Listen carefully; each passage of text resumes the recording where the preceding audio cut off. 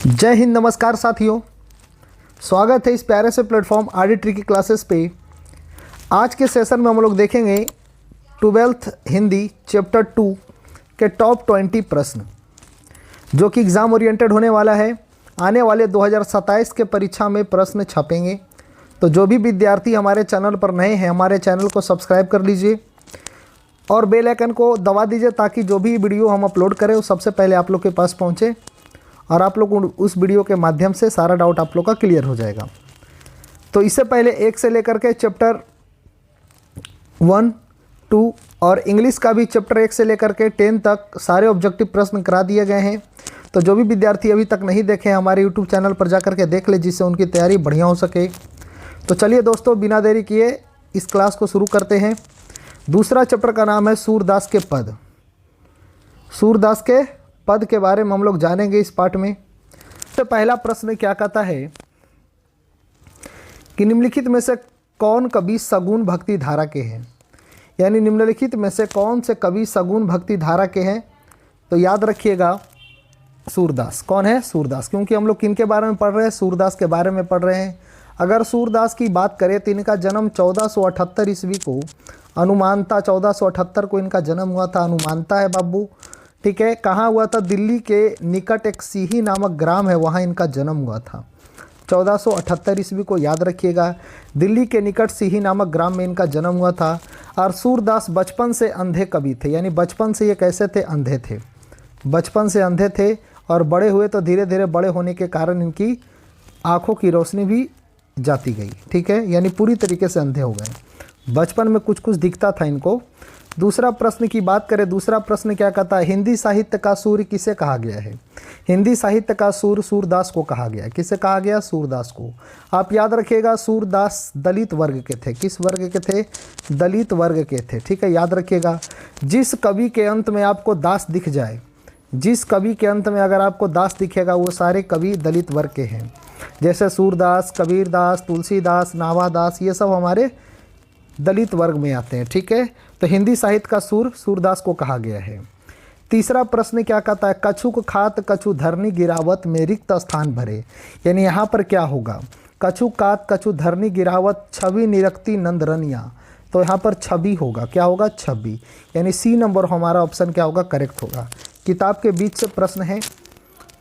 चौथा प्रश्न क्या कहता है? सूरदास के दीक्षा गुरु कौन थे? दीक्षा गुरु।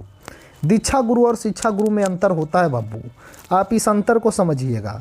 दीक्षा गुरु का मतलब क्या होता है कि जो हमें भगवान के प्रति आस्था जगाए।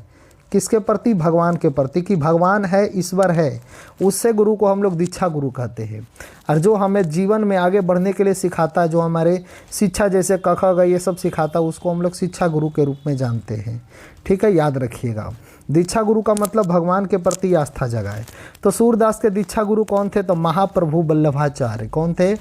महाप्रभु वल्लभाचार्य थे। याद रखिएगा, यानी इसका हमारा कौन सा ऑप्शन हो जाएगा? ए नंबर ऑप्शन करेक्ट हो जाएगा, यानी 4 का ए नंबर ऑप्शन करेक्ट है।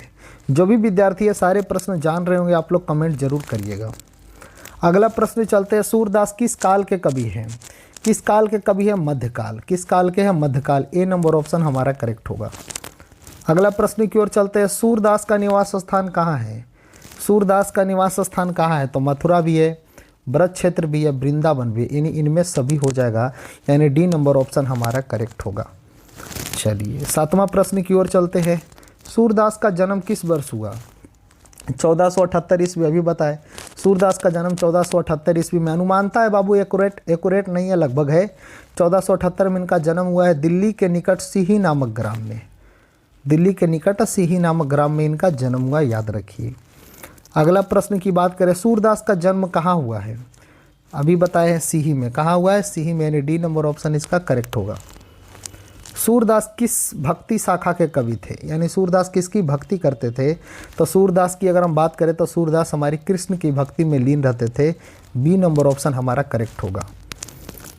10 नंबर प्रश्न क्या कहता है? सूरदास का निधन किस वर्ष हुआ? सूरदास का निधन की अगर हम बात करें, सूरदास का निधन किस वर्ष हुआ बाबू? 1583 को। 1583 को सूरदास का निधन हुआ है, याद रखिएगा, ठीक है।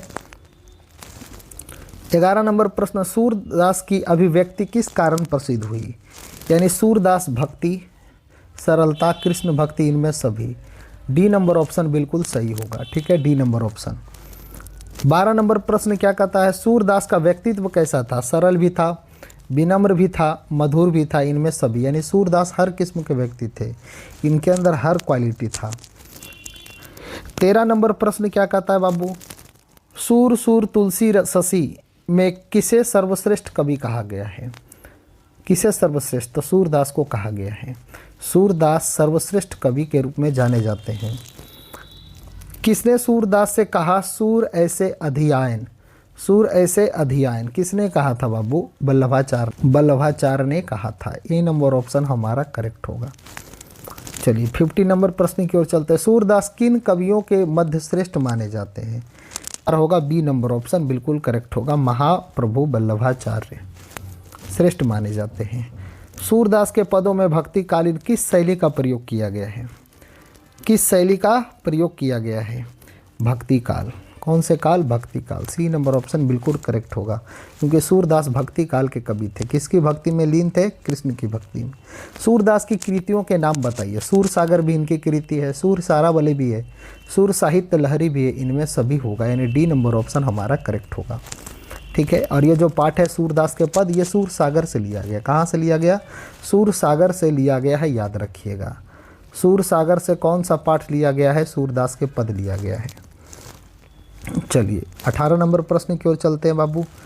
सूर्य के काव्य के 3 प्रधान विषय क्या है? भक्ति भी है, प्रेम भी है, वात्सल्य भी है, इनमें सभी। D number. अगर आपसे पूछे सूरदास किस रस के कवि है? वात्सल्य रस।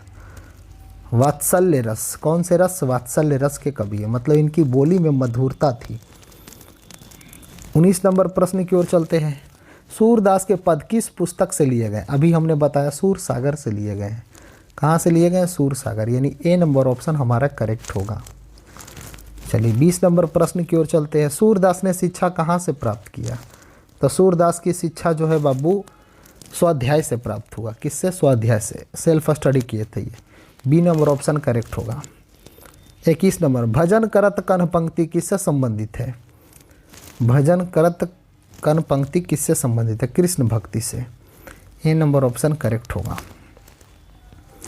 किसके नाम से सूरदास मूल नाम प्रसिद्ध हुआ? सूरदास किसके नाम से सूरदास का मूल नाम प्रसिद्ध हुआ? सूरदास के नाम से। ए नंबर ऑप्शन करेक्ट होगा। ठीक है, ये सारे प्रश्न इंपॉर्टेंट थे जो हमने देखा। उम्मीद करते हैं ये सारे प्रश्न आप लोग को समझ में आए होंगे। यदि वीडियो पसंद आता है तो वीडियो को लाइक करिए, और हमारे चैनल पर जो नए हैं वो चैनल को सब्सक्राइब भी करिए, और अपने के दोस्तों के पास शेयर भी कर दीजिए। ठीक है, बाकी और प्यारा से कमेंट कर दीजिएगा कि आपके 22 प्रश्न में से कितने प्रश्न सही हैं। एक कमेंट हमको मोटिवेट करता है। बस आप लोग सपोर्ट बनाए रखिए।